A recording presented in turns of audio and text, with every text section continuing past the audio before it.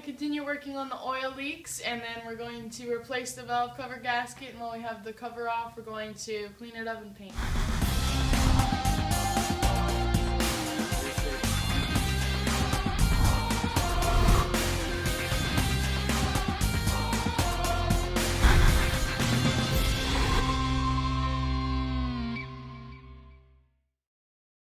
So, as she mentioned, we're going to replace the valve cover gasket because we've got a bit of a leak. We've got oil pooling on top of the throttle body assembly there. So what we're going to do is we're just going to remove these hoses to give us a little bit of clearance. I can start by just popping this throttle cable off of here, tucking it back out of the way, and then we'll zip off these 10 mil bolts. And we'll take a look, see how it looks inside.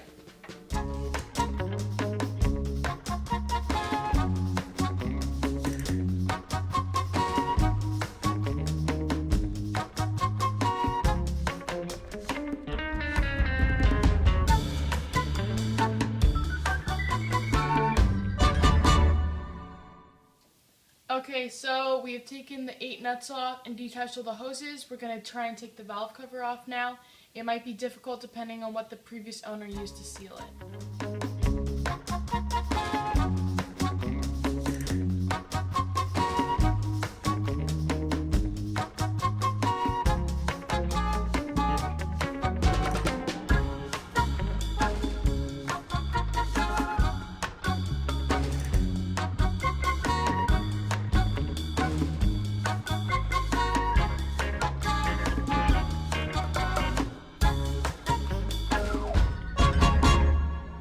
Okay, so we have the valve cover off here. What the previous owner has done is they've replaced the throttle body on this car, and in doing so they've added this throttle cable mount, which is kind of poorly welded on here, but it does work.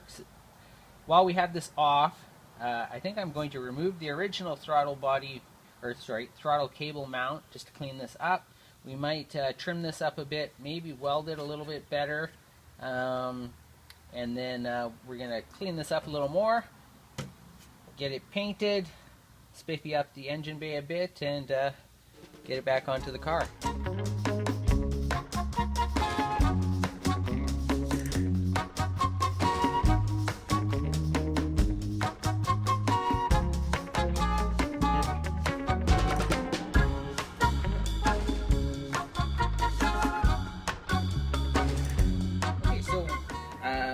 This car also doesn't have a timing belt cover, so I picked this up just at the wrecking yard. It's in pretty rough shape, so we're going to try and clean it up a bit while we're working on this, and when we paint this, we'll paint this as well, and then we'll hopefully have a timing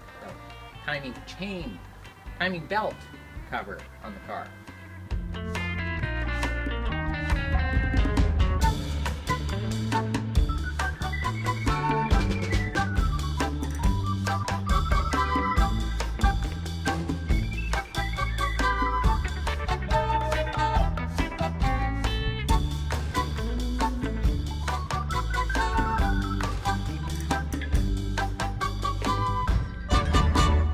Okay, so we've got these all pretty cleaned up. This one was pretty rusty, so we've got some rust converter on here.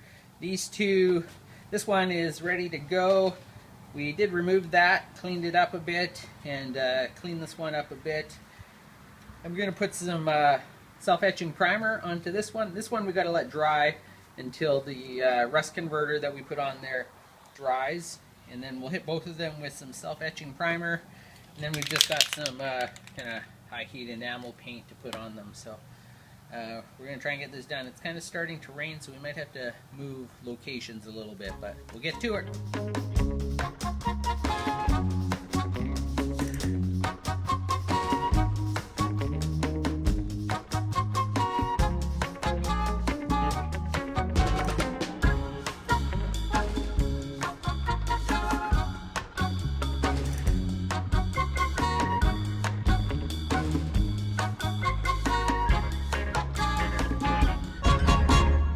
So we've got the paint on here. We've given it a little bit of time to dry. It's This doesn't look the best, but it's all sealed up now, and it's will protect our belt. So we're gonna get these back installed.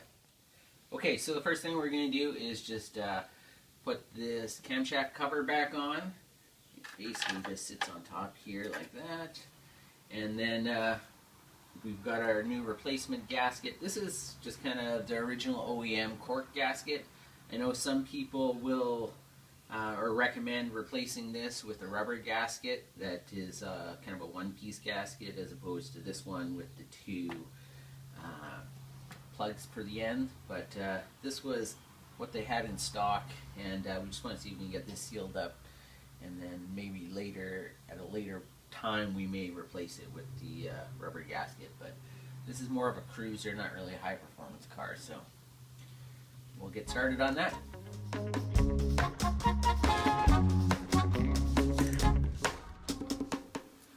Okay, so before we place the gasket on, we've got the couple little plugs here. There's this one that goes into this end, sits in here like this, and there's another one right here, kind of fits just around the end there. So we've got these two in place. What's also recommended is just to take a little bit of silicone or RTV and just put kind of just on the edges where the gasket meets up here. So that's what I'm going to do now. Just a little dab here just to help it kind of seal up a bit.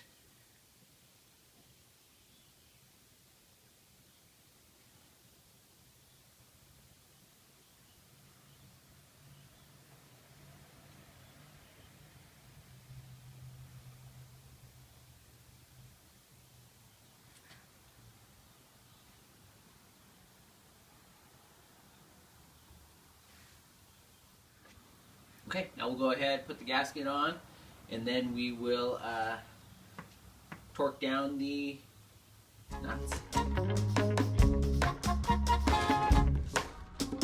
So we've got the cover back on.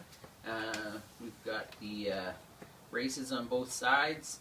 We're just going to tighten it up kind of in a crisscross pattern here, just lightly, and then we will I'll get Mackenzie to torque it down.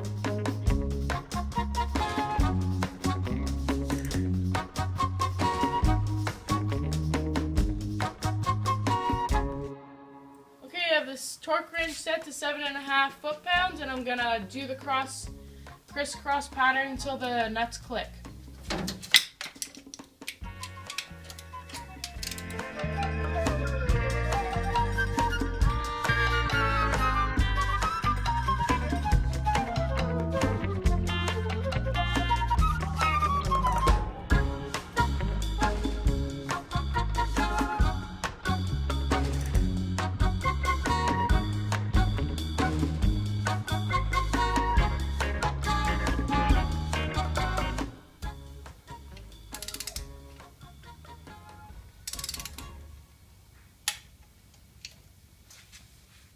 Okay, so after we got these all nicely torqued down to the 7.5 foot-pounds, I realized we have to remove these two end ones to install the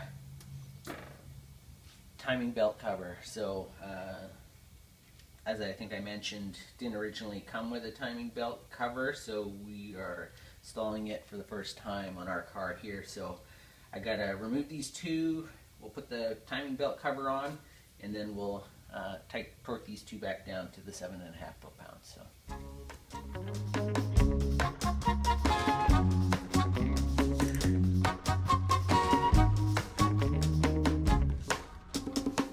Okay, so we've got that all together now.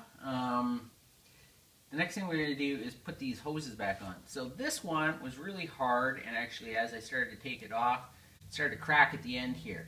And when I cracked on the end, I noticed there was this little, basically I guess it's a restrictor in there, which is kind of weird. So I cut this open, and the little restrictor is just this little piece here. Hopefully you can see that, but it's basically just, I don't know, 1/2 inch, and you can see it restricts the flow of air.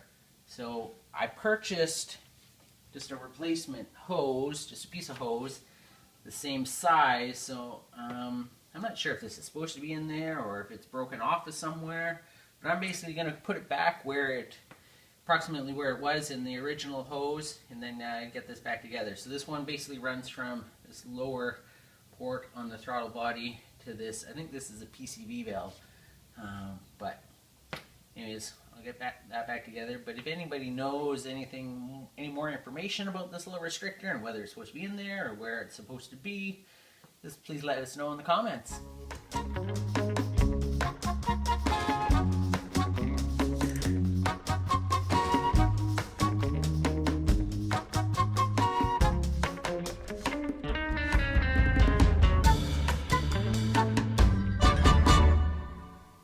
Okay, as far as we know, I think we've got everything back together. We've got our brake booster hose on. We've got this vent hose to the, I think, PCV valve, to the valve cover. We've got our throttle cable back installed.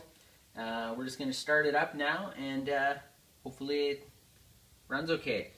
I'm a little bit worried about the clearance on this timing belt cover. Like I said, I got this from a junkyard, and I think it was a little bit newer car. So hopefully this is the correct one, but I guess we'll find out in a few minutes. So.